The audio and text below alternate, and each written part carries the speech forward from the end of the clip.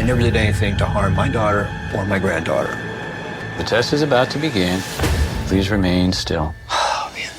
Casey Anthony's Parents, the lie detector test. Watch now, only on A&E. And watch next day on the A&E app. The friendship is sharing deal. Because I want one of your McNuggets. And I need some of your Quarter Pounder. There's a deal for everyone at McDonald's. Get one favorite like 10-piece chicken McNuggets, a Quarter Pounder, or a Big Mac, and get another for just $1. Price and participation may vary. Valid for item of equal or lesser value. You can support this podcast at patreon.com/partnersincrimemedia. If you're an online shopper, you have to try Be Frugal. Be Frugal lets you earn cash back from over 5,000 stores, including Amazon, Walmart, Target, Macy's, and more. Simply find the online store, click the link on BeFrugal.com to activate cash back, and complete your purchase. You'll earn the highest cash back rates, guaranteed up to 40%. Then you get cash back earnings via PayPal, direct deposit, gift card, or check. Visit BeFrugal.com/crime and get a $10 bonus when you join for free. Check out Wild Fang, a feminist fashion brand that's here to take down the patriarchy and is committed to giving back. White Fang is female-founded and women-run, offering gender-smashing styles that borrow from the boys. A percentage of every purchase at wildfang.com goes to charity, and they raise hundreds of thousands of dollars each year to fight for your rights. Go to wildfang.com and use CRIME for 25% off. That's WILD, F as in Frank, ANG.com, and use code CRIME.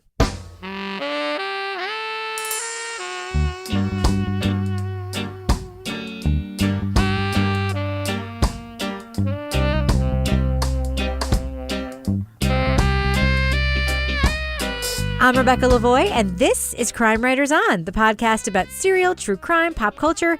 And this week, we say sayonara to another season of Serial.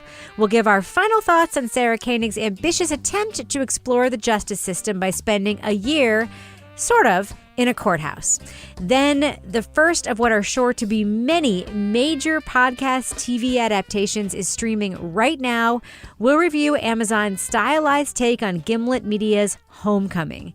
Joining me to get that done and a few things more done is my real-life husband and true crime co-author, former TV journalist, Kevin Flynn. Hey, babe, how you doing? Konnichiwa, Rebecca. Okay.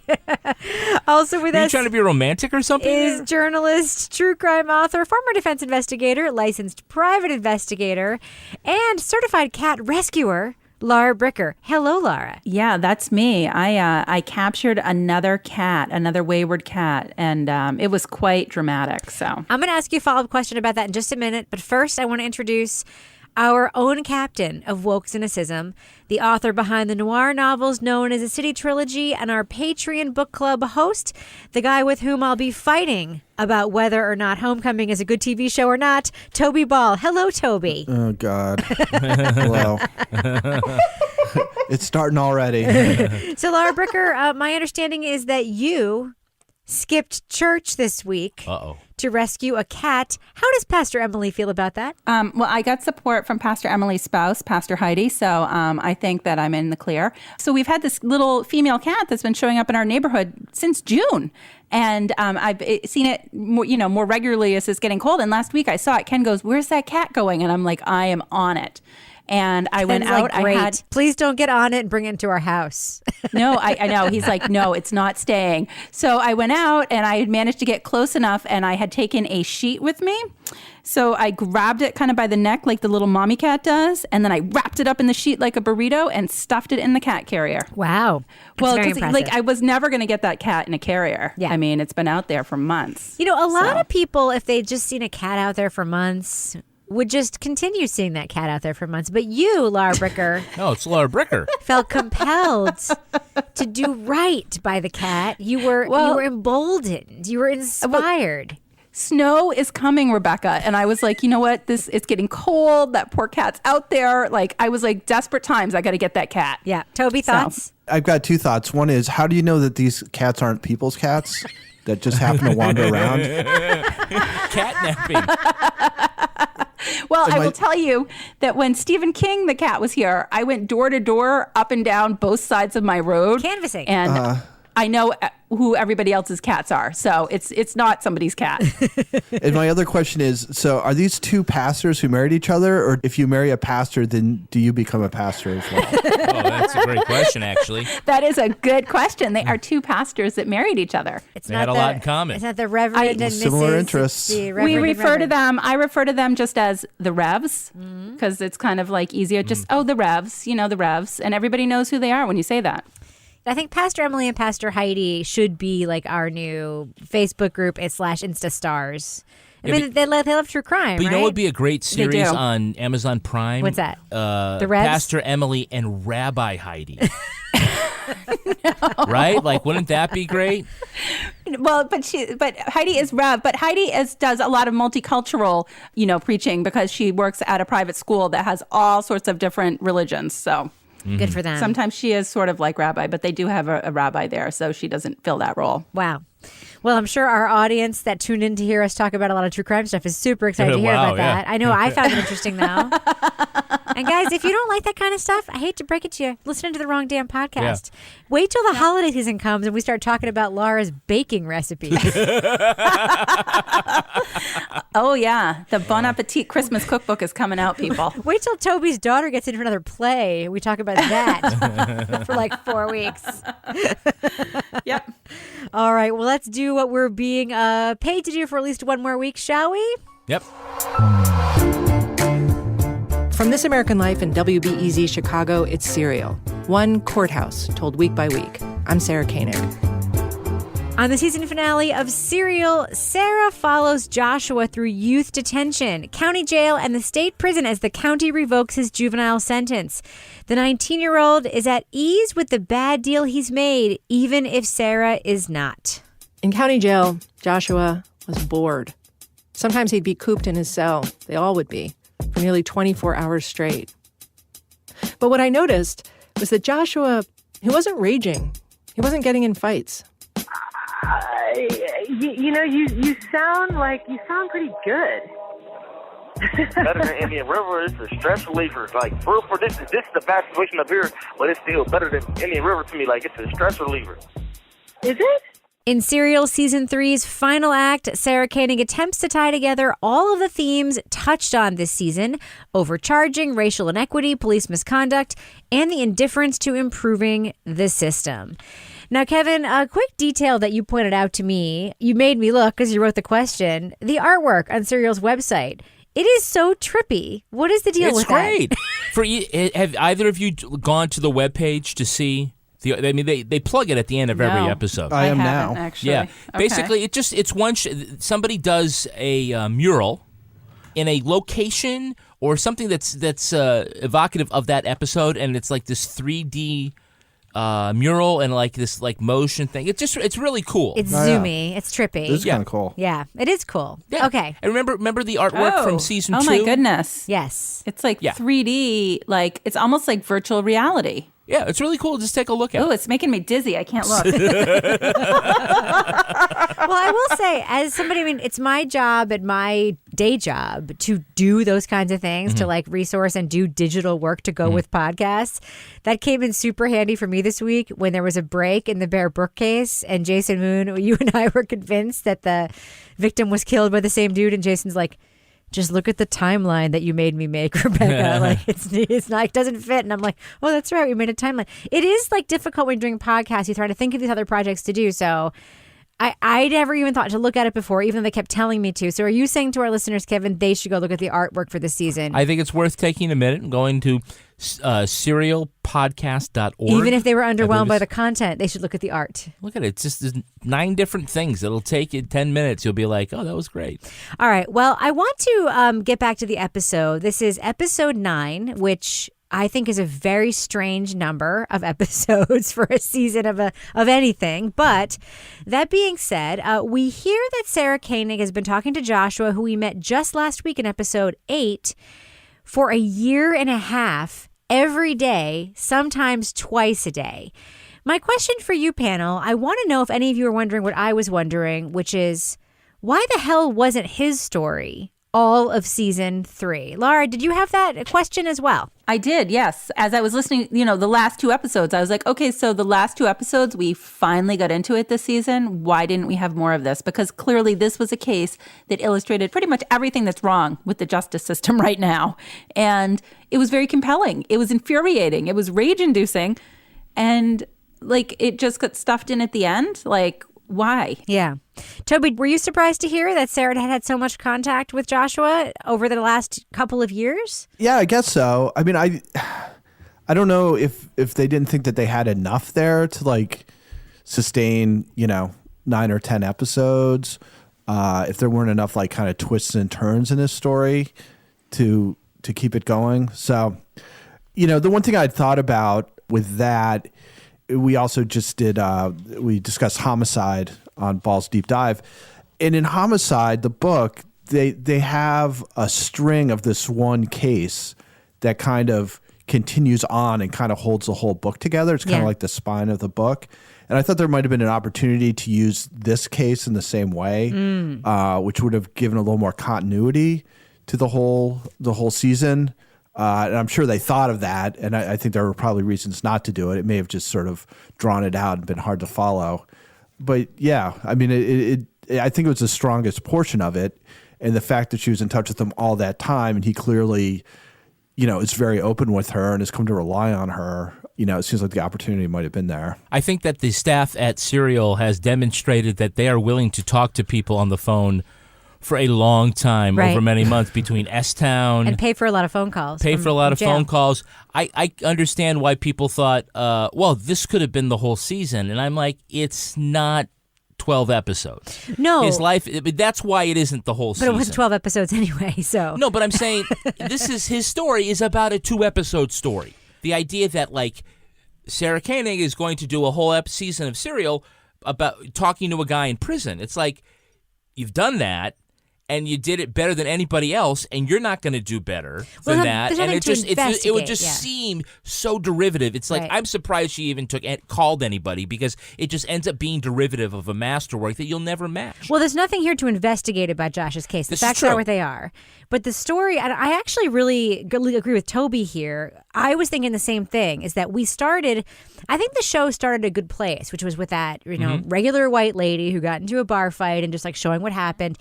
I think episode 2, introducing Joshua in episode 2 and having him be half of an episode every other episode in this series, and then having the last 2 episodes be sort of build outs on that around where he was living, and this would have been very powerful. I thought they were going to do that the whole time, and they just never did. It never happened. Yeah. The threads were all it was like a sweater that we watched somebody making, and then the sleeve was never attached to the body of the sweater, because these last 2 episodes, a lot of material and a lot of fodder and a lot of connections to other things.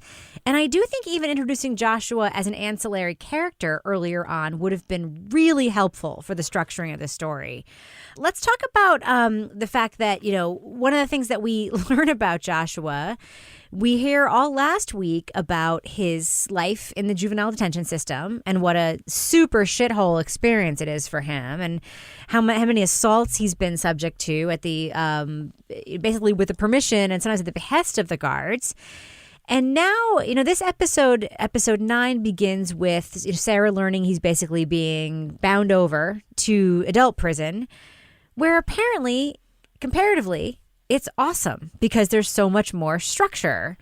That surprised anybody? I wouldn't say it's awesome, well, it's but I think awesome. I get what you're saying. I they don't have mean a it pool literally. table, Kevin. And the Aryan guys, the Nazis, are amazing, apparently. They're super cool.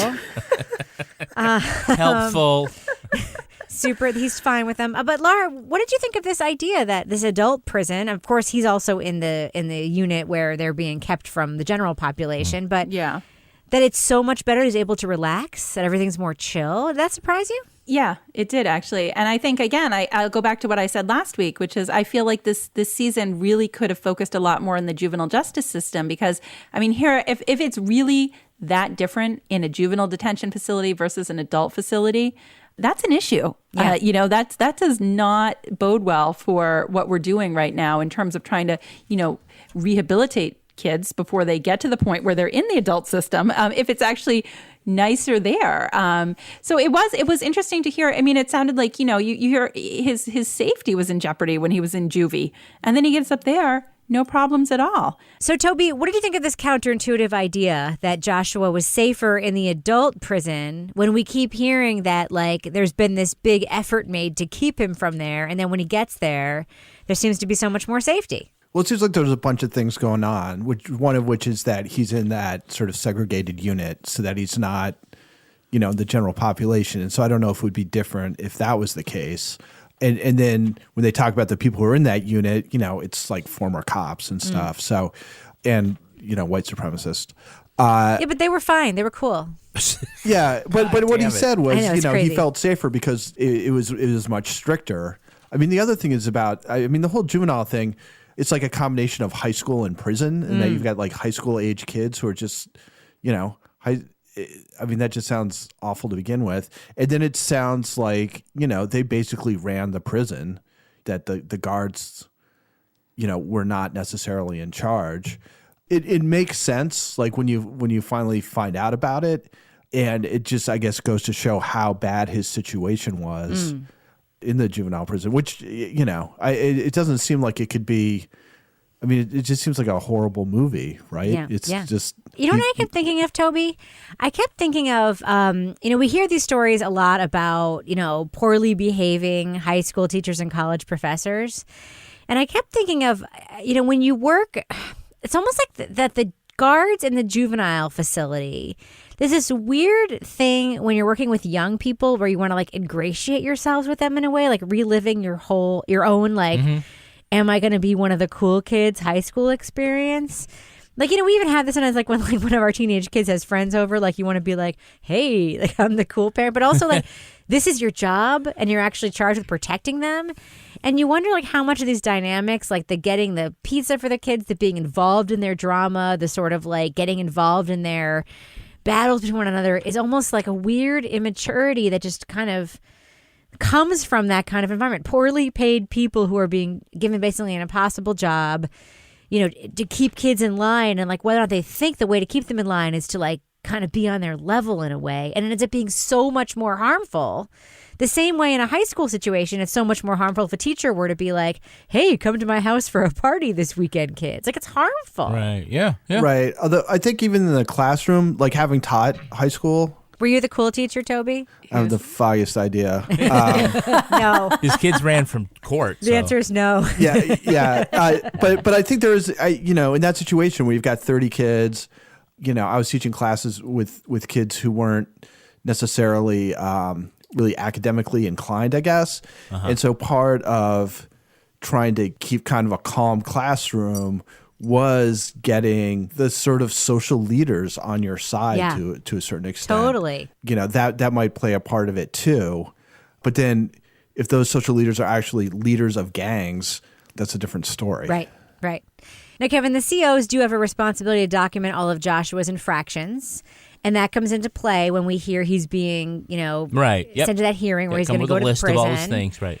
Do they have an obligation to include in the same reports times when he was victimized and be the ones to pass judgment on what is a mitigating factor and what wasn't? Like, do you think that they purposely compiled? We hear Sarah Koenig talk about how she looked at the incident reports versus the submission to the court.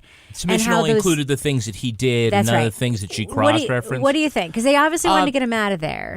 I think the answer is no and yes.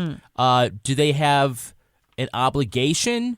No, they don't need to, because what they're talking about, or they don't, because it's about his infractions, the things that he is responsible for. And so whether or not he was justified or he was provoked, that doesn't come to play anywhere else. So as far as, this is basically an administrative review, one way you look at it. No, they don't have to provide the other context. Should they? I think so. At the very least, I think that somebody has to make some sort of judgment. Right. I don't think it's the guards, but I think that somebody should be looking at that and arguing and to say, look, at least for these infractions here, yeah, he got into a fight with this guy, but the guy jumped him the day before. Right. Now you could say, well, he shouldn't have jumped him the second day, but there ought to be somebody looking a little deeper at it. The way things are set up, there isn't anybody doing that. I thought that, we hear the woman who we heard from an earlier episode, his mentor who ran the program, who really saw him as somebody who had grown and could be really rehabilitated. I thought her take on how he was treated was really moving. When he was the hothead, arrogant asshole that Judge Sweeney met at first, that I met at first, there's no doubt in my mind that that's when the conversation should have been had. The conversation of should we bind him over? Yes, absolutely, because he's becoming a threat to the facility. And he was a child that I thought, could he be rehabilitated? Oh, so you even had a question at the beginning? I had a complete question and didn't think that he could. Ms. Turner said the only fight they had in Freedom School inside the facility, only one, Joshua. His first week in the program, he stood up on a chair and spit on somebody. Just outrageous. Even in conversations with him after that, it was this arrogance to him. It was this haughtiness. And that literally doesn't exist in him anymore. But Toby, one of the other things that we heard Sarah Koenig weigh here when she sort of talks about the looking at the whole picture of Josh in the juvenile system is that, one of the things that was listed or wasn't listed was the good and bad of gangs. And did you find yourself thinking what's the good of gangs, Sarah Koenig? Yeah, I actually wrote that down. I was like, what is she talking about? How did this get by the editor? I felt exactly the same way. I was sort of wondering, was there a whole chapter here that we didn't get about the upside? Or just can you expand on that just a little bit so we have some clue? But yeah, that pricked my ears up. I'm glad to know I wasn't alone in that. So one of the things that we hear Sarah Koenig talk about is that, she's been talking to Joshua, as we mentioned, for a year and a half, every day, sometimes twice a day. Sometimes they have a lot of contact. And they had developed a relationship, which is very normal and very natural. And she starts doing favors for him that reporters aren't necessarily, quote, supposed to do. One of which is to initiate these three-way phone calls. And we hear some of that tape between her and his family members, and they said it was okay. We also know that Serial, the production, got in trouble for broadcasting phone calls that Sarah Koenig taped from another detention facility. I was really surprised to hear this particular audio in the podcast. Ethics aside, the rules around it and their willingness to sort of cross those lines surprised me. What about you, Lar? Were you surprised to hear that? I was very surprised because this is something that comes up a lot. And this is something that used to come up a lot when I was working as a defense investigator. And it was a big no-no because you would have a client ask you to do something like this. And in some cases, it would end up violating some sort of restraining order if, or somebody they weren't supposed to be talking to if you did a three-way call. And it is a really big no-no. And I'm pretty sure that the prison system doesn't allow these type of phone calls to sort of circumvent their system. Right. So I kind of felt like Sarah was definitely she was becoming extremely sympathetic to Josh because she was talking to him so often and she had formed this relationship with him. And I'd be curious to see if there's any fallout now that this is out there publicly as a result of this podcast, because the family members were okay with it, but I don't know if the prison system is okay. My take on the journalism side of it is that I do think, and Sarah Koenig has talked about this before when she was doing her speaking tour, around, there's a whole the objectivity thing that you're supposed to do when you're actual reporting versus, people confuse the words reporting with what they hear, but in the objectivity part and the product you get is supposed to be there. And she kind of calls bullshit on the fact that reporters are actually supposed to be objective in their actual reporting where they're dealing with subjects and they're really immersed in stories. Personally, I wasn't surprised or even offended or upset that she would do favors for a subject that she had talked to every day for a year and a half. I mean, she's not, trying to influence his legal case. She's not testifying on his behalf. She's not inserting herself in the story. When I interviewed a subject for our book in prison, I went to visit him numerous times. I bought him a lot of hamburgers. I did other favors for him in terms of talking to people in town about how he was doing. I didn't include that in the book, and that's the difference, is that Sarah chooses to include that and the favors part and that line crossing in the product we hear. Kevin, isn't that what sets her apart in terms of this kind of storytelling? That's really where Serial Season 1 broke ground, right? Oh, yeah. Yeah, certainly the look at the process is something Serial is known for, that Sarah's very good at. Could she have just done these things because she wanted to and just sort of like never report it and not talk about it and kind of hide it? She could have, but I think one of the reasons why it was relevant and that she kept it is because she was able to record the three-way phone calls. Right. Which is the only way that she would be able to get the interaction between Joshua and his grandfather. For everything else that you got out of Serial around, aside from Adon, you're not going to get any of that from Joshua except this way. Right. So I think as long as, they all kind of knew what the story was. Now, I don't know if that means that she wasn't being altruistic when she first offered. I'm kind of like, no, I don't know if I would have done that. Right.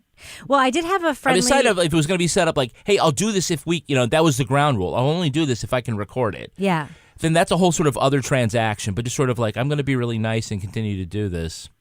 I don't know. Well, the Sarah Koenig crossing lines debate continues online. I had a friendly Twitter direct message, private debate with a beloved listener, a male listener that we all know, who I'm not going to name. Because he says, by the way, if you're going to say I'm a sexist pig, just call me a listener. It's not Ken Kratz. Sweaty. I love how Kathleen Zellner just calls him Sweaty now. She doesn't even use his name. She's like, Sweaty was tweeting again. And I'm like, yeah, Sweaty. So I'm just going to read this interaction, and then I just want you just to react to it. So first he wrote to me and he said, OMG, if Sarah Koenig were a teacher, she'd definitely be the one who wound up sleeping with the students. I wrote, I don't think that's fair. He wrote, she comes across to me as gaga over Joshua. I don't think she was gaga over Adnan Syed. She was surely charmed. Maybe it's the difference between having a feature-style reporter versus a straight news reporter. Feels like Amber, for example, I think he's referring to Amber Hunt, would not do or say a lot of what SK does and says, yada, yada. I just said, I don't agree. And then he points to a bit that made him roll his eyes right after we hear Joshua's mother. So I'm just going to play that right now real quick. You'll have to bring her back to you. Joshua knew I was recording these calls. Occasionally, we'd discuss the content afterwards, debrief about his relationships. He's open like that, strikingly so. And he knew I was rooting for him. And so sometimes he'd call me just to call me. Nah, what's up? That's too much. I'm recording. I don't know why. In case you have something fascinating to tell me. I do got something fascinating to tell you. What? I got my GV. What? Yeah. No way, really? Then he says, it sounds like teenagers flirting, and yes, I would totally say the same thing if the genders were reversed. I wrote back, I'm going to be honest with you, I didn't hear it, and I do believe that men hear or listen for flirting in a way that women do not. It's a male gaze thing. And he said, I'm sure that it's true, and if you're going to call me a sexist pig, please just call me a listener. Thanks, Ken. So thoughts? I mean, do you think there were lines crossed here with Joshua and Sarah? Toby, what do you think? I don't think there were lines crossed. You know, she's got a manner about her, and that might strike some people that way. She's pretty upfront with who she sympathizes with and sort of personally likes, but I think the actual flirtation, I didn't catch that. You know, she's kind of a light hand, I guess. Is that fair to say? So two things. I mean, one is this is the way that she is in her style. If you had Mike Wallace doing the same interview, would he have, pulled out different things perhaps? Would other things not have come out perhaps? Would it be as entertaining? It would be very different. She has one way of doing it, and you could have 10 other journalists calling and making those phone calls, and the results would be the same. The question is, when you squeeze this fruit, do you want the juice or do you want the pulp? Yeah. And so it's one way of doing it. If you don't care for the way she did it, that's one thing. I don't think she crossed a line. I don't think so either. But also the second thing is that we have said from the beginning that Serial is Sarah's story, that she is the protagonist. It's not Joshua and it's not Judge Galls and the other people. It's always her discovery of these things. And so that's what we get from her. And so while, we might say, I don't get why she said that in the elevator and why she's, revealing all this stuff with, her talking with the crazy cop or the suspect from a drug case. That's who she is, and that's kind of what makes Serial different. Amber Hunt would do it one way, and Madeline Barron would do it a completely different way, and Bill Rankin would do it, a third way. And so that's just sort of, the flavor of this meal. Sarah has a commitment to, the stories are good when those relationships are there. And we know that because we hear that she was doing her writing for the tracking of the episode. And just 10 minutes before she was writing that sentence, had to take a break because she got a phone call. A lot of reporters wouldn't take that phone call once they were done with the story. And she's obviously like that kind of reporter who's committed to sort of continuing to report and continuing to maintain the relationships with sources, which, by the way, it provides a genuineness to that. And I work in a newsroom where this is exactly how every reporter I work with operates. They take phone calls. We're talking about Bear Brook earlier. There was a little bit of a story related to the Bear Brook today. Jason Moon fielded like 20 unrelated phone calls from sources he had talked to for the podcast that he's not going to talk to for the podcast again, but who just wanted someone to talk to about what happened and was like, hey, and he took every single one of those phone calls and had a long conversation with every single one of those people because he's not the kind of like ditch, it's over, I'm ditching you kind of reporter. A lot of like reporters are this way. And I really think a very telling moment was when we hear her tell him, like, is it a lot to ask? I don't know exactly what she says, for you just not to hang out with fucking criminals anymore. Yeah. Like, that's all I want for you. That was a really great moment. Laura, what did you think about that? It was. And it was just, but it was so indicative of about what this whole story is about because, he's stuck in the cycle. And that's sadly, you hope he's going to go back to something different, but he's probably not from what it sounds like. So you can understand her frustration because she's invested in him now and she's invested in his outcome. And it's hard because you want to help him. I think she definitely wants to see him change his course. Yeah. Laura, what did you think to hear that one of Joshua's cell block mates was the same cop we met in an earlier episode who beat up Jesse Nickerson from episode 6 of Serial? Was that not nuts? I know. I couldn't believe that when I heard that. And he's like, kind of took him under his wing and everything. And I'm like, are you kidding? I mean, like, talk about worlds collide. But I was a little dismayed when then Sarah interviewed him and he was just like, basically, even though he had taken him under his wing, didn't have a lot of hope for him actually doing something positive with his life, which was a little sad. I was disappointed she didn't ask him anything about that case or the cops harassing that guy. Now, even if he decided not to, she could have at least told us that she asked and it wasn't answered. I just felt like, wow, what a whiff. That's why I believe that I really believe it, that this final product we got is substantially different from something that was planned along the way. It sounds that way to me. It feels that way to me. And when you get that character of that cop that we hear about earlier and like she has him on the phone, that isn't part of that or that some of that interview wouldn't have been in the episode in which we're actually talking about the Jesse Nickerson case. I mean, this happened over a protracted period of time. Like she had that phone call with him like a year ago. So I feel like... Then why do you think it changed at the last minute? I don't know. If it was from a year ago. I would love Did you see the artwork? Did you see the 3D artwork? I don't think it changed in the last minute. I think that there were decisions made a while back that substantially altered what could have... I'm not saying like that they didn't do the reporting. I'm saying the same reporting could have resulted in a very different show and a very different podcast. Toby, it sounds like you have something to say about that.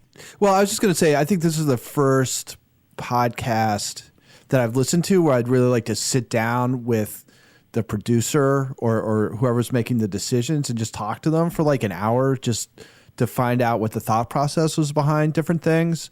Not in that I'd be like, I have my criticisms and stuff, but I'm just like, legitimately interested to hear like how they weigh different factors and what caused them to use certain stories and not other stories and what they thought the impact of the totality of the series, like what they thought they were building up to there.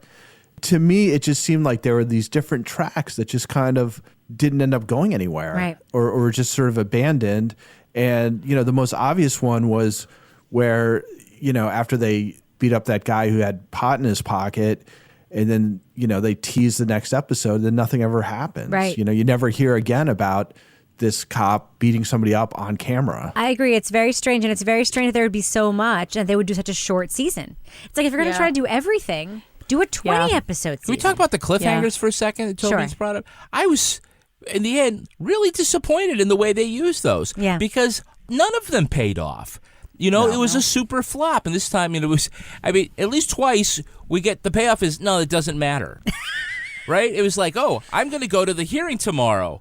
And that was this week's cliffhanger coming into this one. It was like, oh, they just scheduled something. I was like, well, what the fuck? How was that a cliffhanger?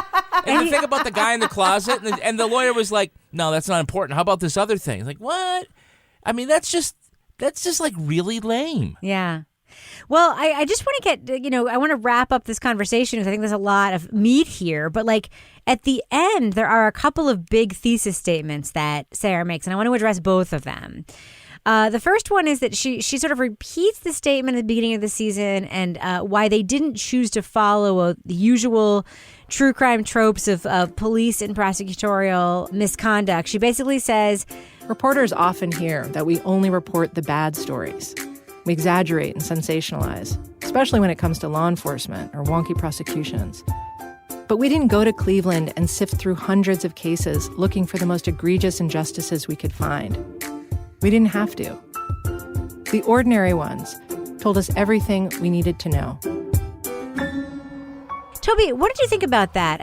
These stories weren't chosen randomly, right? They didn't just spin a wheel and say, oh, let's pick the tape we got on this day. This would be like another one of the things that I would like to have a discussion with somebody who's making the decisions about, which is, there are definitely criteria, and I think the criteria were probably, either how interesting was the case or, how interesting is the person or people who are involved in the case who if we get a chance to talk to them. She basically says we didn't make our decision this way without sort of enlightening us on how she did make decisions. Right. So I thought that was a little frustrating, although I get what her point is, which is like, look, these aren't the 6 worst stories we ran into. These are just 6 stories. Right. Which is, that's legitimate. Anybody else besides me surprised to learn that if they wanted a soothing TV station at the courthouse, they chose the Cooking Channel over HGTV? No, there's saws and hammers and things. No, I'm sorry. Every place I go where there's an office, like a doctor's office, always HGTV. Always, right, Laura? Yeah, it is. It's on in my house. When I'm here on the weekend and I'm just puttering around the house and doing stuff, that's always on in the background. Right. It's hypnotic. It's kind of cathartic. It totally is. Well, the final point that I wanted to talk about was I'm helping my son write college essays right now.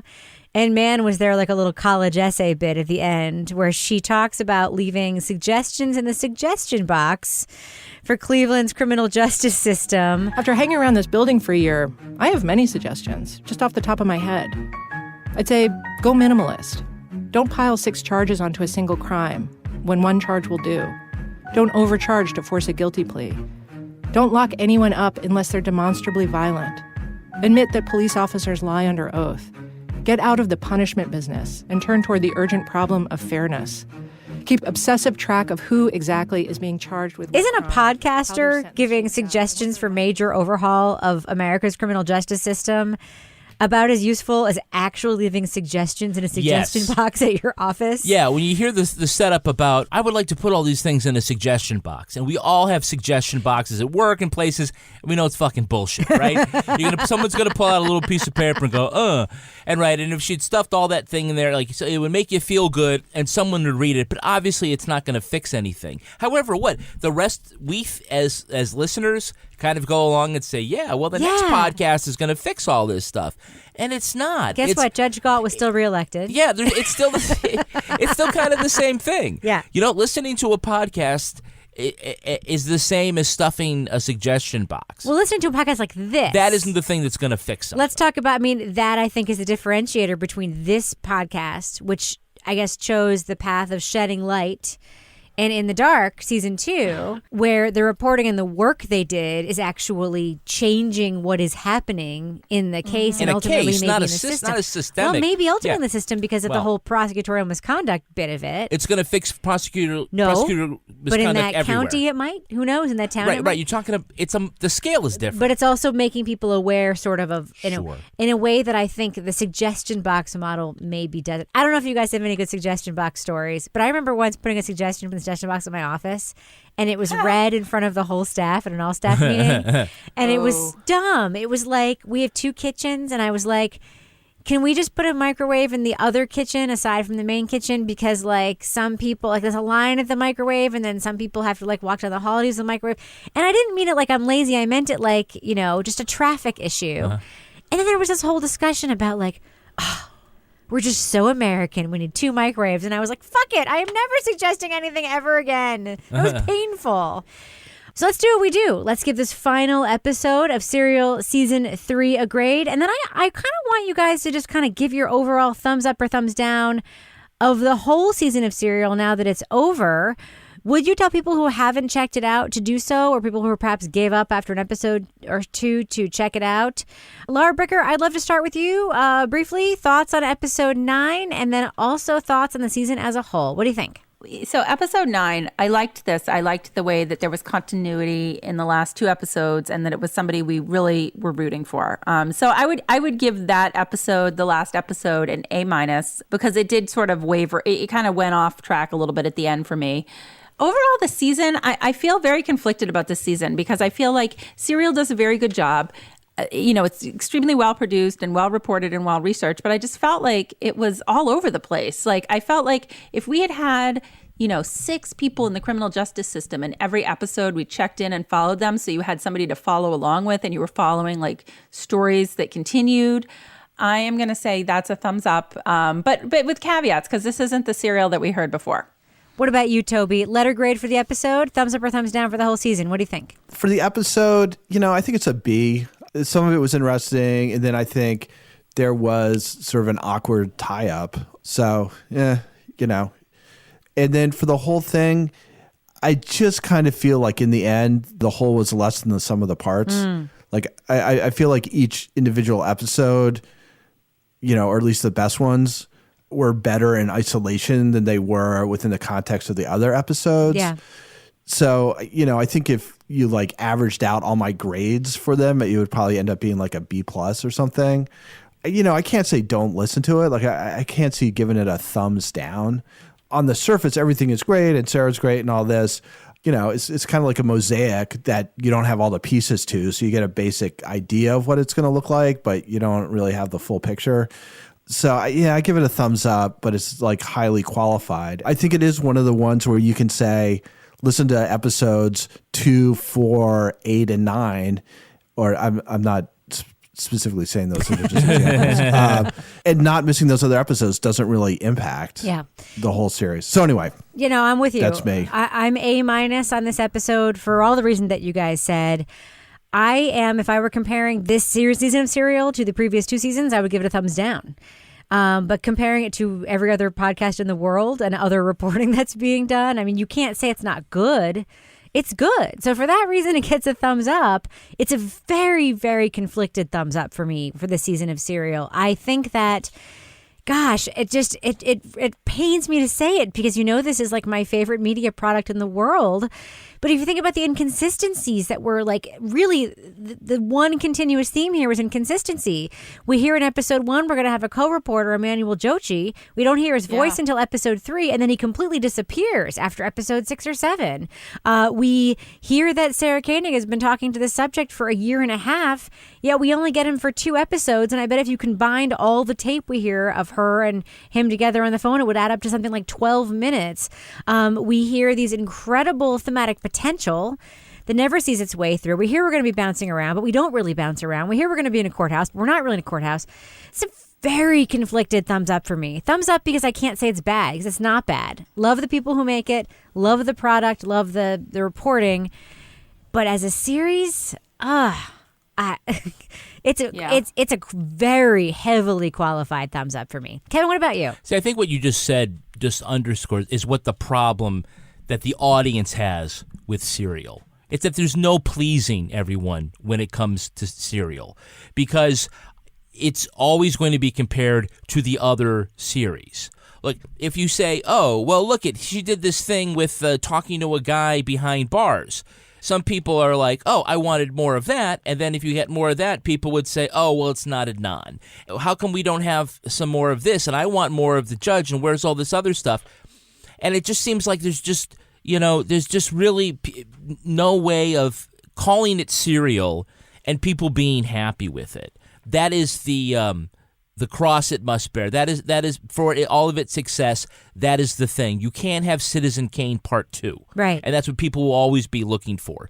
Empire Strikes Back, that was pretty damn good. Empire movie. Strikes Back is really good. Sure. And then you have the prequels, right? And it's Godfather Part 2. Godfather Part 2. Godfather 4, not so much.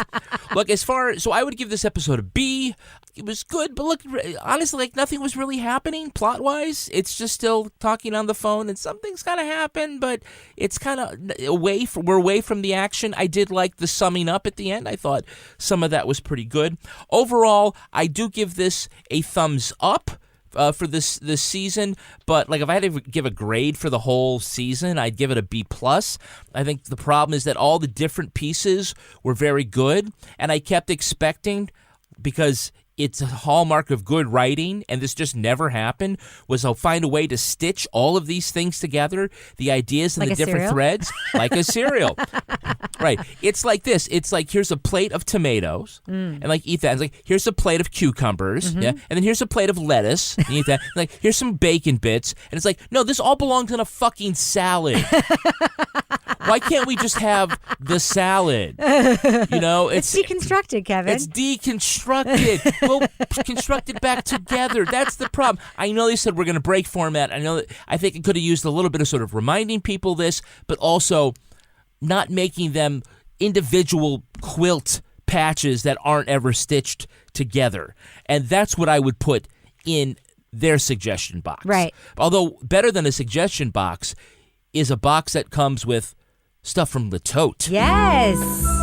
One of the most challenging aspects, of course, of shopping online is trying to commit to something without being able to put it on. That's right. Right? Because you're like, oh, I don't know if that's my size. How am I going to fit it? Right. No wonder that women return 40 to 70% of the clothing that they buy. That's but thankfully, Le Tote has created their own universal sizing system to ensure you get clothes that fit you. Of course, Le Tote is the subscription service. You give them their measurements, and they try to figure out the clothes that you like to wear. Yep. Try it on, wear it to work. Don't even have to wash it. Put it back in the bag. They send you something new. Or keep it and buy it. Or keep it and buy it. When you're done, seal it, send it back. Like some of the things that you want to keep, send it all back. It's great. With Le Tote, you can rent unlimited fashion. You just wear it, return it, and discover fashion that fits you better. It'll take the stress out of getting dressed. Go to letote.com. That's LETOTE.com to get started. Rebecca, give us an endorsement here. Do you love your Le Tote? I do love my Le Tote. I have to say, I have so many like accessories, scarves, bags, blouses, skirts that I've kept from my Le Totes. I really love the subscription. It's really fun. Okay, it's Letote, LETOTE.com, and you use promo code CRIME at checkout to get 20% off your first month. Again, that's letote.com. Enter code CRIME. What else you got, Kevin? Well, thanks to 2 years of research and development and multiple improvements in design, performance, and comfort, Bombas socks got me. Bombas socks are the most comfortable socks in the history of feet. That's why I'm wearing them right now, Kevin. Let me see. I love the arch support in the Bombas socks. You feel this part right here? I do. Where my plantar fasciitis is, it's being cradled right now. It's fantastic. It's an arch support system that provides extra support where you need it. And right here, this is the cushioned footbed. That and the toe tab, or the heel tab that prevents slippage are my two favorite features. Right, if you have the low-cut sock. Oh, yeah. Yeah, exactly, because you don't want it sliding into your boot or something over your heel. Yeah, and it's also, as you can feel, it's this super soft cotton material that makes you never want to take it off. Okay, touch it. Reach it. Yeah, there you go. You can reach your toes. I can. Oh, that's cute. Congratulations, me. So remember, if you're a runner, a lounger, a rage walker, there's a pair of Bombas that'll add comfort to your life. Go to bombas.com/crime and use the code CRIME for 20% off your first order. That's BOMBAS.com/crime. Crime. Code CRIME. And you'll get 20% off your first order. And if you find all my missing single Bombas socks that went into the laundry and never came out, please let me know. Please let me know, because I really want it back. Well, I think they have gone to Bombas heaven. Oh, no. That's a crime to lose a Bombas sock. I know. We lose a Bombas. Well, I think it's just an opportunity to buy more Bombas socks. We all really. fight in our family because, like, the socks, there's the different sizes, but, like, there are ones that sort of, you can really wear anybody's Bombas socks because they're, like, stretchy and comfortable. And we do fight over them, and, like, the orange ones tend to go missing at an alarming rate. Yeah. Anyway, one piece of business before we move on. I just want to let our listeners know we are taking this coming next week off for the Thanksgiving holiday. Here in the United States of America, we love our Thanksgiving traditions, which is why Kevin and I are leaving the country and going to Canada. Going to Montreal. But no, we are taking this coming week off. We will be back the week after Thanksgiving with a fresh new episode with some exciting content that we will determine right after we finish taping this podcast. Moving on, Amazon Prime has released its version of the hit podcast Homecoming. Instead of Catherine Keener and David Schwimmer in the lead roles, we instead get Julia Roberts and Bobby Cannavale. And it is a entirely sort of reimagination of the podcast about what is really happening to soldiers undergoing care at a mysterious, perhaps a little bit conspiratorial, homecoming transitional support center. You acknowledge that your participation in the Homecoming Transitional Support Center is voluntary and uncoerced. I just need you to verbally acknowledge that. Oh, yeah. Yes, I do. The first major TV adaptation of a podcast, Homecoming has its own distinct visual and musical style and a plot that suddenly veers from the source material. There's just enough different about the TV series to keep fans of the podcast engaged. At least some of us think so. Now, we're going to be giving away plot points for Homecoming, so if you want to stay spoiler-free, go to our thumbs up or thumbs down review at the time code indicated in the show notes. Now, the TV series, it remains faithful to the podcast with the exception of investigator Thomas Carrasco. In the podcast, we hear him at the very beginning and then at the end rescuing Heidi. This time, though, this investigator's storyline is included. Heidi Bergman, correct? Yeah, do I know you? I'm Thomas Carrasco with the Department of Defense. You were employed at the Homecoming Transitional Support Center. We received a complaint about that program. Kevin, what do you think of the addition of this character in the story? I think it was a good narrative addition. That way you have something to go back and forth to, and it also sets up the difference between the past and the future, or the present and the future, or however you want to set that up. I love the visual technique. Talk about that for a second, the widescreen versus the square screen. Yeah, well, they close, and it ends up being very conspicuous because we don't see TV like that. It looks like somebody holding their iPhone vertically. Vertical versus horizontal. Yeah, so it was like all of a sudden you kind of catch on. Okay, when those black bars are together there, we're looking into the future. And it was a good way of sort of setting the two apart without having to do something like in one he's got a mustache and the other he doesn't. Right, well, in the podcast, in the original series... Heidi's hair is a little different, but that's too subtle. Yeah, she has two different wigs. But in the podcast, we were very impressed by the way they used sound for that. They did like the whoosh noise to indicate past and future. Yeah. And they had to do something to mirror that, I guess. Laura, I'm curious, between Heidi, Walter, and Colin, the three main characters in the podcast and then also in the TV show, what did you think of the comparisons between the podcast characters and TV versions? Which character is the most like the podcast version? Which is the least like? And how do you think they stacked up? God, this is like when I go to get my nails done and you have that thing where they have the dress that three people have worn and they're like, who did it better? You mean in Us Weekly? Yeah. That was the thing that kind of threw me about the TV show was I just felt like, I loved Julia Roberts, but I didn't like her in this role. I really liked Catherine Keener better as Heidi. I felt like she just had sort of a different quality about her that was a little more vulnerable than Julia Roberts was.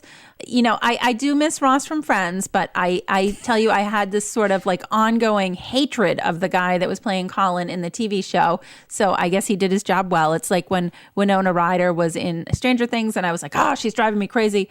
She's playing her part well. I liked the guy who played Walter in the TV show. That one didn't strike me as much. I think the thing that really stuck with me the most was Julia Roberts as the main character. I just didn't really care for her in that role. So that sort of overshadowed everything else about the show for me.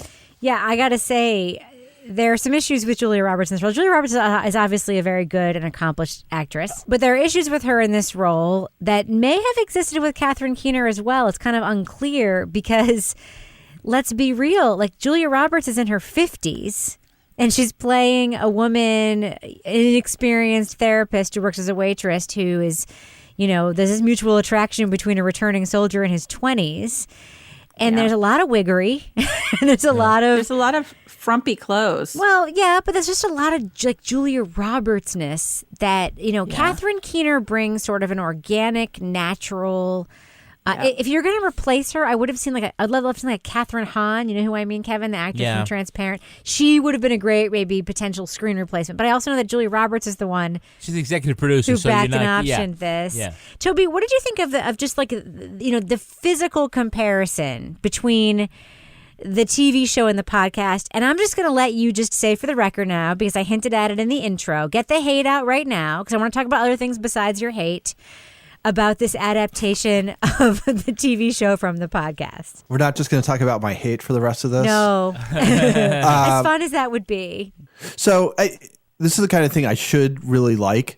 Like, I like the sort of idiosyncratic sort of visual style, which I thought was really good in this. And I thought for the most part, like the music, was interesting and good.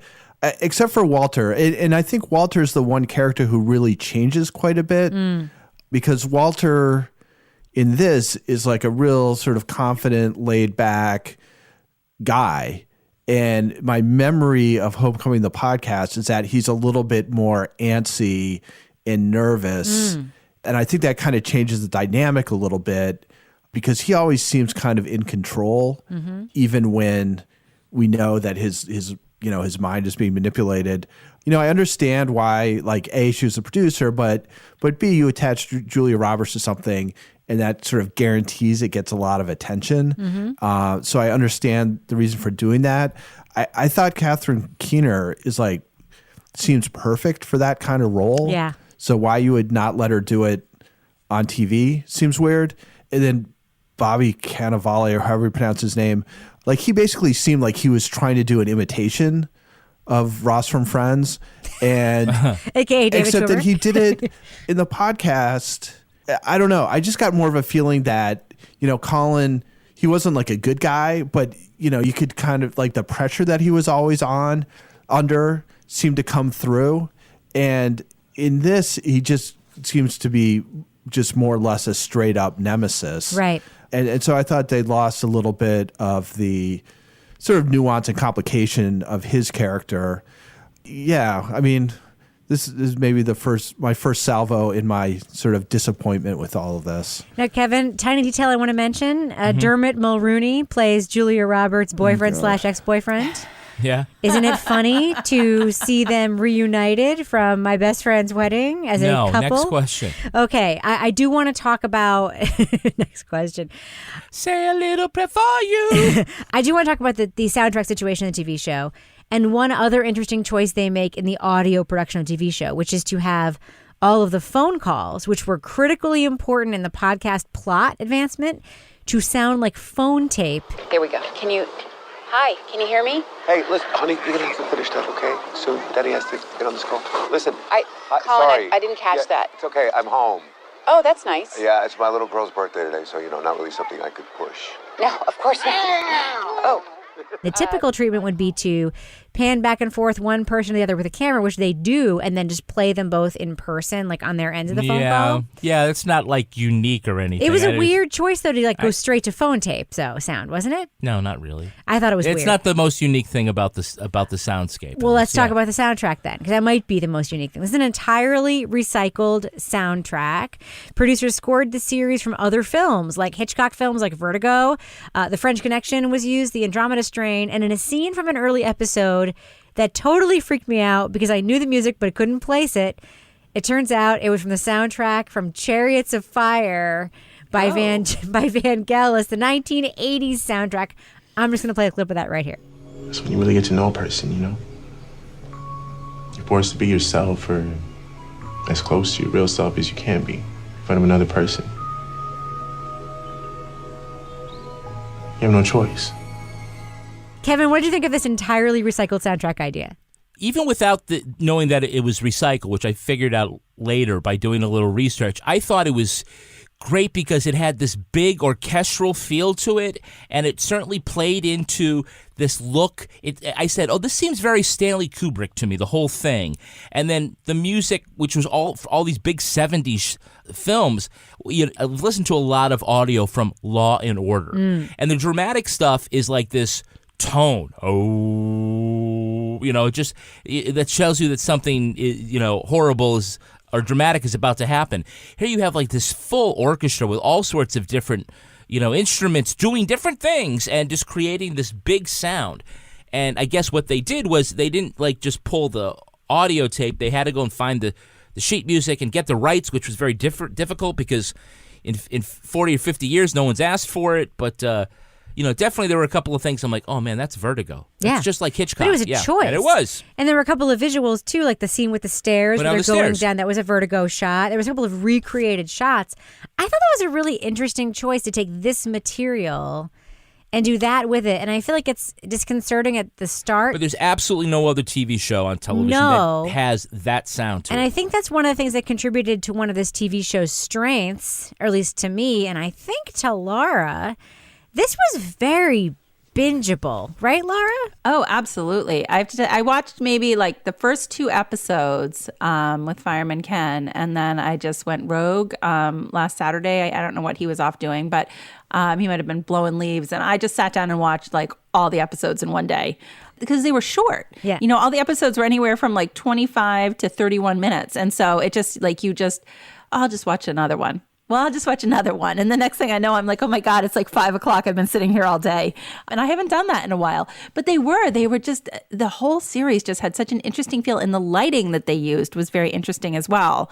Everything had this sort of like green, yellow sort of tinge to it. Did you guys notice that? Yes. Well, there was also yellow elements in a lot of scenes. There was almost something yellow in almost every single shot, something bright yellow, a stapler, a banana, in the laundromat, a yellow stripe. It was always like a sort of bluish gray scene, but then with one yellow element. And I'm like, they're trying to tell us something with yellow, but I don't know what it is. I don't want to get like weirdly like green light here. It's but a like, message, Rebecca. Clearly it meant something. But I sort of have a bigger question, and I think this is something we talked about when the podcast came out like a little bit, just about sort of the premise here.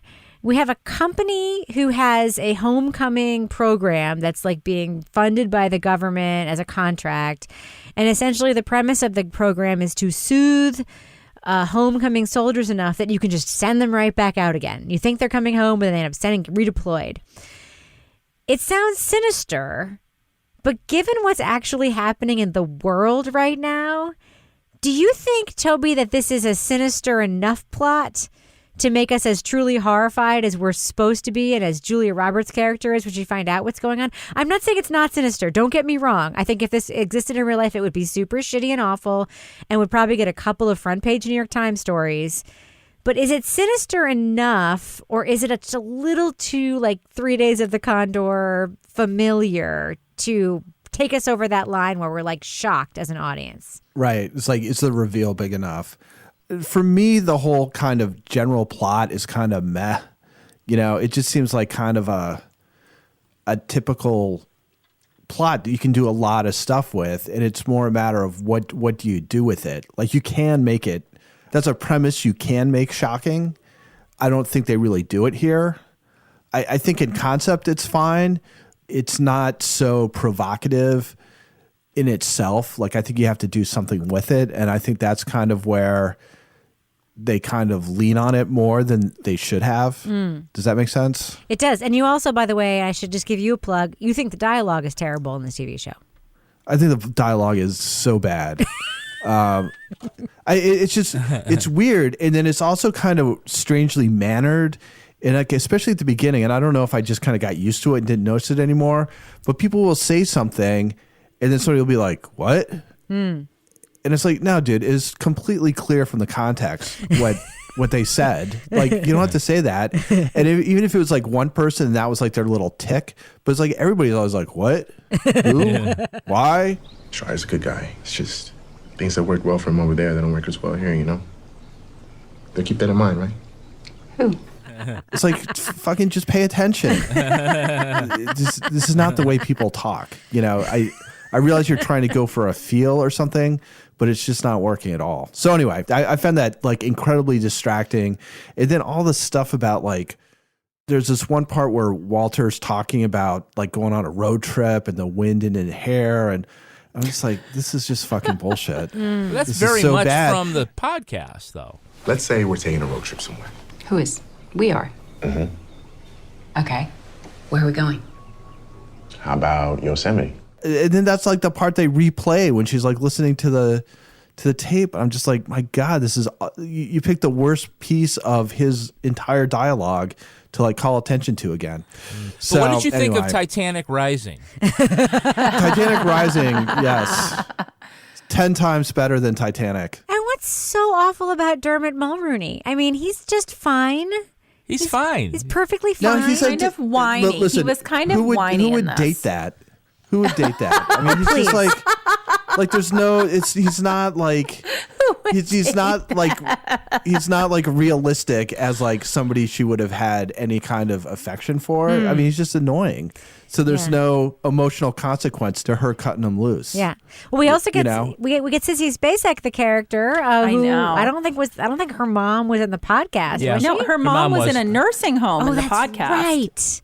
And yeah, so there was a couple things that I noticed. The mom was in a nursing home and much more incapacitated in the podcast. And also, Walter's mom didn't actually appear until season 2 Right. in the podcast. And this, here she's inserting herself in early on the stages, actually breaking in, which is amazing that she found her way to this facility. So I think they updated some of the plot that didn't move along quite as quickly in the Right. podcast, kind of altered a little for the TV show. Right. But also, I will agree with Toby. The one like thing that was like discordant to me was that Walter seemed fine like throughout this whole season. Yeah. We see him lose his memory, but we also don't see him as particularly fractured to begin with. And yet his mom is talking about him as if he's completely broken. And I'm like, I don't know. He seems okay to me. Yeah. Super well adjusted, for somebody who's gone through everything he's gone through. And I felt like they also upped the romance between the two of You them, think? which wasn't, well, a lot. Because it was like hinted at a little bit in the podcast, but it was different. This one, I was like, oh my God, enough already. Right. Like that wasn't the gist of the podcast. No, it really wasn't. And to me, that was a distraction too. Now, Kevin, about halfway through the TV adaptation, they actually diverge from the plot of the podcast. There's a sex scene between Colin and Julia Roberts. I was like, what? And then there's Hiding also, Colin. which by the way is, I watch enough SVU to know that if you have sex with someone who doesn't remember who you are, but you know who they know who you are, that is not okay. Olivia Benson would not approve. Yeah, that's why all of a sudden they crossed that line. But then also, this has an ending. Yep. In a way, season 1 was clearly designed to go to a season 2 of the podcast, but I hear there may or may not be a season 2. There is a season 2 of Homecoming, the TV show. But this could end here. It could, this could be the What do you end. think of the ending of the TV show? Well, I think a lot of people are debate the ending about what this means. And this is, as we recall, Walter, was he living under the name Walter or whatever? He was in California, building his cabin. He was in California building his cabin, Not and he with a happens cult to see like he was in Heidi and has a little quick conversation with her where it appears she knows who he is, but he doesn't seem to know who she is. It ends up, she realizes that she isn't going to reveal who she is, just kind of check on him and see he's okay and maybe Love go him. on. Yeah, and he goes on. Maybe he could be her super young boyfriend. Right, and so the question is, like, did he know or not? Yeah. Well, I think that the key that he knew who Heidi was the fact that he turned the fork in front of her. Because as you recall, she was always, right from the very first scene, she was always straightening out her the yellow stuff on the stapler, desk, right? And he go and would move the pen, and that's how he got her with the glue, right? So by moving the fork was his way of indicating, without having to say anything, that he knows who she was. But why? I mean, I will say to Toby's defense, I mean, I'm about to give this a thumbs up because I really liked it. But like in Toby's defense, like, why would he not just say, I know who you are? And that low stakes. Because it's dangerous. But they're just in a diner. I don't know. It's not how it's dangerous. Isn't he Because sort he of living knows off the that grid? she took the doctored gnocchi too. She ate the pasta. It's the forbidden gnocchi. dance of love. It's seduction. Maybe he's not interested in having a girlfriend who's 30 years older than he is. I don't know. No, it's fucking. It doesn't mean anything. It's stupid. It's just a stupid ending. It's a stupid. It's just one of those things where it's like, oh, you know what? We'll have it, and they don't need each other. But at the end, you know what we'll do? We'll just twist the fork a little bit so that it leaves a little question in your mind. It's like, you know what? You know, maybe when she was like emoting, she like knocked it slightly with her elbow. You know, it's stupid. Well, they were trying to do the Inception ending, right? With the top. And it's like, is that real or isn't real? Yeah, that's what that is, yeah. But I kind of liked it better when he was on like the bus driving around with all the other veterans. That's true. That's true. And then join the weird cult, right? Yeah. Yeah, in the pocket. What happened to that? Now he's just in a cabin like HGTV? Listen, What's in going on? season 2, we're going to get the HGTV version of Walter building his deck. Oh, That's what it's going to fantastic. Maybe he's got a tiny house, He needs Rebecca. a longer extension cord for his electric drill. All right. Well, let's do what we do. And I can't wait to hear Toby's assessment. Let's give our listeners the thumbs up or thumbs down review of Amazon's adaptation of Homecoming the Podcast, the first premium TV adaptation of a premium podcast. Laura Bricker, do you give Homecoming the TV show a thumbs up or thumbs down, and briefly explain why? I'm going to give it thumbs up because there were differences from the podcast. There were things I didn't like, but at the same time, it was very watchable. It was very interesting. I love that the guy that's the investigator from the Inspector General guy, I love that he kind of takes on, he definitely took a bigger role on. He was much more of a hero in this. I was rooting for him. It's a good show. Like, you know what? We're having a big snowstorm here in New Hampshire this weekend. Load up your Amazon Prime and watch it. What about you, Toby? Thumbs up or thumbs down, or thumbs extra down for the Amazon TV adaptation of the podcast Homecoming? You know, this is one of those things where I think a lot of thought and effort went into certain aspects of it, and then other parts of it just sucked. So it looks great. You know, there's some things about it that are pretty cool, but it's just not good. Like, you compare it to most of the stuff that we've reviewed of like sort of prestige, you know, drama. And this is like much worse than any of that stuff, in my opinion. So I give it a thumbs down. And part of it, I think, is my sort of frustration with it is that it should have been so much better. Like, this is the kind of thing that I usually love. Like, it just progressively got worse. And then by the last 2 episodes, I'm like, I just got to fucking get through these last 2 things just so I can talk about the whole thing. And those are the worst 2 of the whole thing. So anyway, thumbs down. My heart. I'm going to give it a thumbs up. I really liked it. I mean, I got to say, it's not perfect. It's quirky, it's weird, but it's also one of the first dramas I've ever seen where the episodes are like 22 minutes long. And I think that in itself is interesting. I don't know how I would feel about it if I hadn't listened to the podcast. I would love to hear from people who had never heard the podcast but only watched the TV show and see what they thought, because they might just be like, oh, this is super fucking weird. I don't know. But Kevin, you and I found it very bingey. And even if something isn't great, when I want to watch the next episode, that to me pushes it way into thumbs up category automatically. Because even if I can see things that are glaringly weird or glaringly wrong or glaringly off, bottom line is if you hit stop and you want to hit play again, it's a thumbs up. And that's how I felt about this series. I found it bingeable. I found it fun. I loved the scoring. I don't know. I just really liked it. Homecoming is a big thumbs up for me. What about you, Kevin? Yeah, I'm a thumbs up. I definitely liked it. It had a really unique visual style. It sounded different than just about anything that I've listened to in a long time. The story is really interesting. It's why it was a great podcast. And it decided, at what point it wanted to veer off and do something a little different with the characters. And I still think it all worked. And I think I'll watch season 2 when it comes out. Absolutely. They certainly could have avoided a lot of that trouble, though, if instead of eating that gnocchi that was... None of you can pronounce that. It's hilarious to me. I call it gnocchi. You're all wrong. Gnocchi. Keep going. Instead of eating that pasta, The potato pasta. the potato pasta yeah. with all of those secret government drugs inside. Yes. They had just something fresh and clean and healthy like Daily Harvest. Oh, perfect. Daily Harvest delivers perfectly portioned cups of frozen organic fruits and vegetables directly to your door. These pineapples, remember think about the pineapples? Delicious. Pineapples are in this. Yep. How that, Walter? Pineapples in the Daily Harvest. All you have to do is add your favorite milk or just even water. Just put it to the cup, blend it, heat it. You can enjoy the smoothies, their harvest bowls, all these wonderful things. Rebecca, what is your favorite flavor? The avocado cacao. I'm on record for that. It's a delicious smoothie. It's my favorite one. And you take it to work, have it for breakfast. It's great for a Breakfast, snack lunch. or a meal. It's delicious. I use coconut milk, by the way, for the record. All right, thumbs up for that? Huge thumbs up. Go to daily-harvest.com and enter promo code CRIME to get 3 cups free in your first box. That's promo code CRIME for 3 free Daily Harvest cups at daily-harvest.com. Daily-harvest.com. What else you got, Kevin? Well, when I'm having a wonderful meal of potato pasta in the secret government Gnocchi, cafeteria, yes, it needs to have a great pairing of a wine. Ooh. And that's where First Leaf comes in. I love First Leaf. First Leaf is an online wine club that's putting a stop to boring wine buying and helping you discover your favorite new wines. You just took a sip of wine. I did. Loudly. Yeah, I was wondering what that sound was.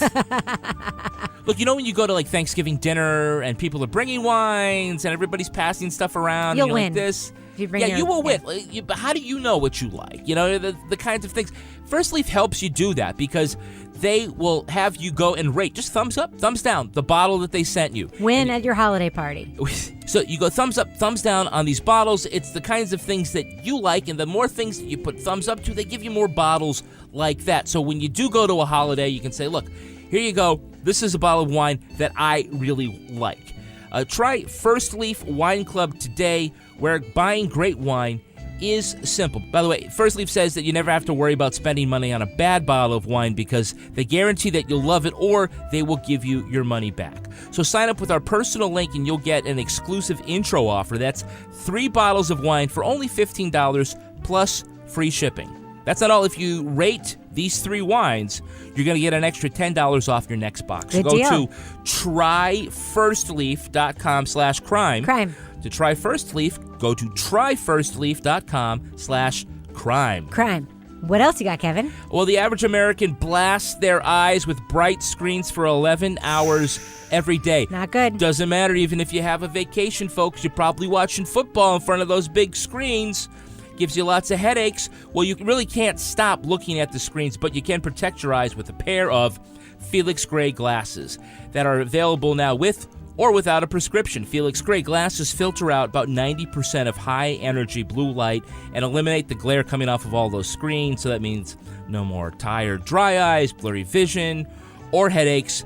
And Felix Gray glasses are available in non-prescription and readers and also prescriptions as well.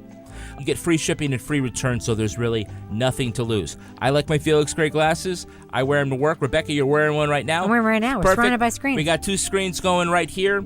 Low light, don't want to strain the eyes. That's why we have Felix Gray. You can get them too by going to felixgrayglasses.com/crime. Crime. To protect your peepers today, that's felixgrayglasses.com/crime. Crime. felixgrayglasses.com/crime.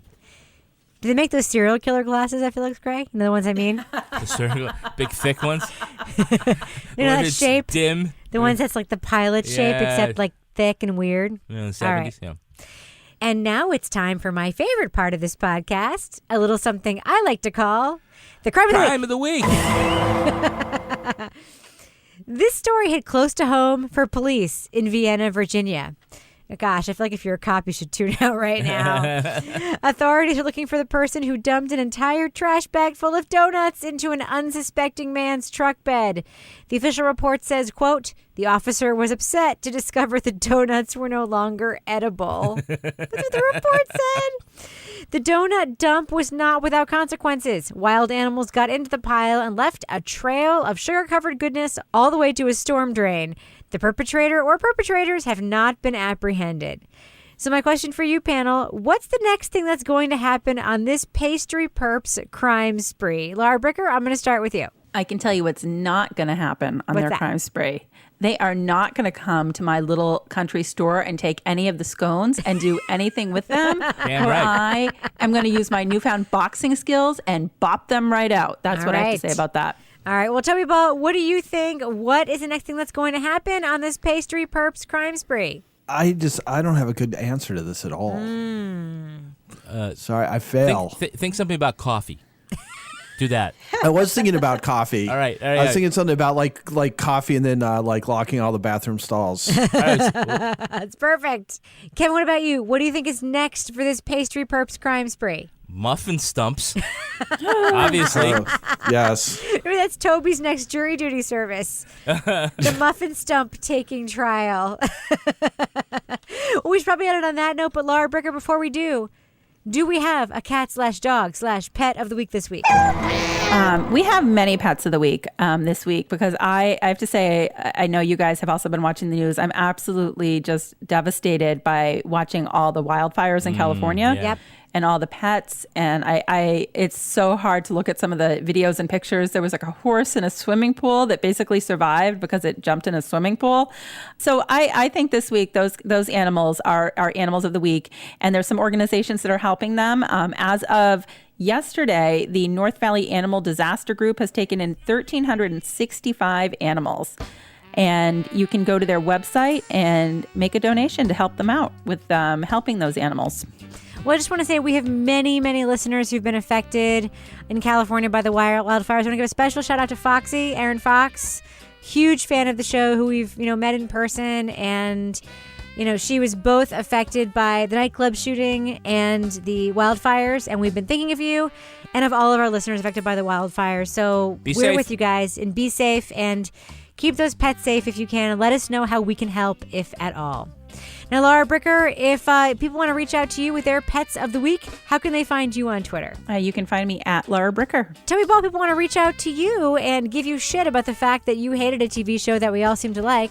How can they find you on Twitter? They can bring it on at Toby Ball NH. And Kevin Flynn, if people want to reach out to you and just give you a little kiss or something, how can they find you online? You can kiss me at Kevin P. Flynn. And if you want to follow me on Twitter or Instagram, you can find me at Reb Lavoie. You can also follow the show at Crime Writers On. And you can join the amazing community of folks at the official Crime Writers On Facebook discussion group. Go to our website, sign up for our newsletter, support the show on patreon.com/Partners in Crime Media. You'll get access to the Balls Deep Dive Book Club podcast. We are, of course, talking about Homicide, A Life in the Killing Streets, Kevin's all-time favorite true crime book this month. You can also get access to Laura's rage-walking Facebook fun fitness true crime group. You can get a free month of Stitcher Premium at stitcherpremium.com/crime and use the code CRIME. You'll get Married with Podcast, yada, yada, yada. I'm still thinking of the fire people, I gotta say, and this all seems a little bit lame compared to how much I care about them. So I just have to say this. On behalf of everyone at Partners in Crime Media, thanks so much for listening. We will catch you later. Hey, Toby, there you are. You can hear me? Oh my God, he's like so loud. Is that why you did your whole Facebook Live with no audio? Wait, what? Your whole Facebook Live, there was no audio. I know. Hold on. So you can hear me now? Yes, but you're way limited Wow, out. you're super loud. You're like, Wow. Well, go ahead and delete that video from our Facebook page, Yeah. shall we? So people don't think we're... Oh, wait, I didn't say that word. Yeah, take that off. You take it off. You're the one who put it Oh, up. I have to take it off? Look at all these people are commenting on me now. oh no, Toby. And it's not like there's a lot of visual action going on. And he's like It's in like his I was- like comfy sweatshirt, getting ready for a snow day tomorrow. I'm being sultry. Sultry? I'm being sultry. There's nothing better than a Facebook Live from a podcaster whose microphone does not work.